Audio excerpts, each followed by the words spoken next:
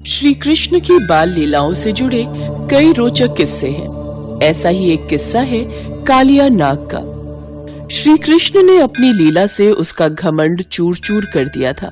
ये बात तब की है जब यशोदा के लल्ला कन्हैया गोकुल में रहा करते थे। गोकुल के पास ही यमुना नदी बहती है। एक बार यमुना को कालिया नाग ने अपना घर बना लिया और नदी के पानी को अपने विष से जहरीला कर दिया। उस पानी को पीकर पशु पक्षी और गांव के लोग मरने लगे थे। श्री कृष्ण को ये बात पता चल गई और वो कालिया नाग तक पहुंचने की योजना बनाने लगे।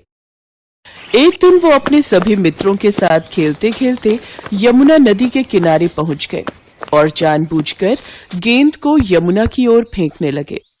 कान्हा, तुम बार बार गेंद को यमुना की ओर क्यों फेंक रहे हो? अगर गेंद यमुना में चली गई तो कौन निकाल कर लाएगा? अरे मैं भी क्या क्या करूं, बार बार गेंद यमुना की तरफ उछल जाती है। अब ध्यान रखना, मैं तुम्हारी ओर गेंद फेंक रहा हूं, तुम पकड़ लेना। कृष्ण तो यही चाहते थे कि गेंद यमुना जी में जाए और खेलते खेलते अचानक से उनकी गेंद यमुना नदी में जा गिरी। अब यमुना नदी के पानी और उसमें रहने वाले कालिया नाग के बारे में सभी को मालूम था, इसलिए मौत के डर से कोई भी नदी में जाने को तैयार नहीं हुआ। कान्हा, गेंद तुमने ही यमुना नदी में फेंकी है, अब तुम ही इसे निकाल कर लाओगे। हाँ हाँ कान्हा, अब तुम ही गेंद को वापस लेकर आओ। पर यमुना नदी में तो कालिया नाग रहता है, सुना है वो बहुत विशाल है। अगर कान्हा यमुना नदी में गया तो कालिया नाग कान्हा को खा जाएगा। घबराओ नहीं, कालिया नाग मेरा कुछ नहीं बिगाड़ सकता। तुम सब यहीं ठहरो, मैं गेंद लेकर आता हूँ। कान्हा के सभी मित्र उन्हें यमुना में जाने से रोकते रहे, पर भगवान कृष्ण नहीं माने। वो कदम के वृक्ष के ऊपर चढ़े और नदी में छलांग लगा दी। सभी बच्चे डर के मारे भागे भागे नंद यशोदा के घर पहुंचे और सारी बात बताई। ये सुनते ही यशोदा मैया डर गईं और फूट फूट कर रोने लगी। ये बात धीरे धीरे पूरे गोकुल धाम में जंगल की आग की तरह फैल गई। सभी दौड़े दौड़े यमुना नदी किनारे आ गए, लेकिन कृष्ण अभी तक वापस नहीं आए थे। नंद बाबा और देवकी मैया का रो रो कर बुरा हाल हो रहा था। तभी बलराम बोले, आप सब कान्हा की चिंता मत करो, देखना वो कुछ ही देर में यमुना से निकलकर बाहर आ जाएगा। मैं कान्हा को जानता हूँ, उसका कोई कुछ नहीं बिगाड़ सकता।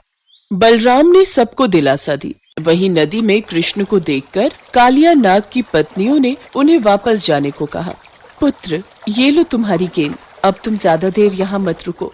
हमारे पति अभी गहरी निद्रा में सो रहे हैं। अगर उन्होंने तुम्हें देख लिया तो क्रोध में आकर तुम्हें कोई नुकसान न पहुँचा दे। मैया, गेंद तो एक बहाना है। वास्तव में तो मैं आपके पति कालिया नाग से ही मिलने आया था। अब जब तक मैं अपनी यमुना को कालिया नाग से मुक्ति नहीं दिला दूंगा, तब तक मैं वापस नहीं लौटूंगा। तभी कालिया नाग जाग गया। कृष्ण ने कालिया नाग को यमुना नदी छोड़ने का आदेश दिया।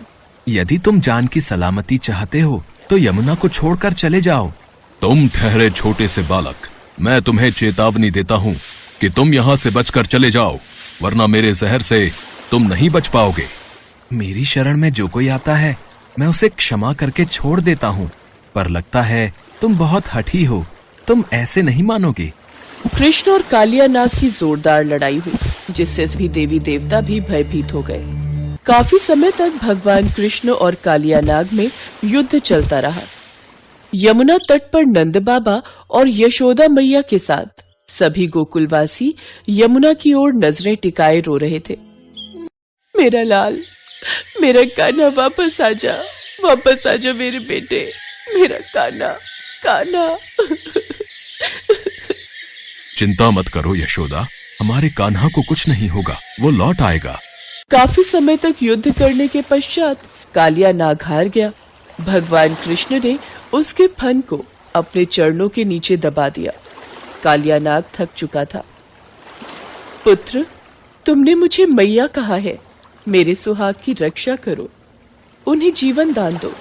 सुनिए, आप भगवान कृष्ण से क्षमा मांग लीजिए। ये कोई साधारण बालक नहीं, ये तो साक्षात नारायण का अवतार है, जिनके दर्शनों के लिए सभी देवी देवता, प्राणी और समस्त लोकवासी व्याकुल रहते हैं। आज उनके चरणों में आपको स्थान मिला है। इनसे क्षमा याचना कीजिए, ये आपको क्षमा कर देंगे। त्राहिमाम, त्राहिमाम। हे प्रभु, मुझे क्षमा कर दीजिए। आपको पहचानने में मुझसे भूल हो गई। मैं आपकी शरण में आया हूँ, मुझे जीवन दान दीजिए। ठीक है, मैं तुम्हें जीवन दान देता हूँ।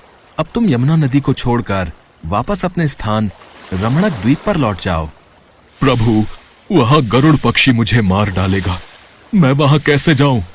गरुड़ से ही जान बचाकर मैं अपनी रानियों सहित यहाँ आ गया था, क्योंकि सौभरी ऋषि के श्राप के कारण गरुड़ यमुना नदी के पास नहीं आ सकता। वो अब तुम्हें कुछ नहीं कहेगा। मेरे चरणों के निशान तुम्हारे फन पर हैं। उसे देखकर गरुड़ तुमको नहीं मारेगा। चलो, अब मुझे बाहर ले चलो। जो आज्ञा प्रभु।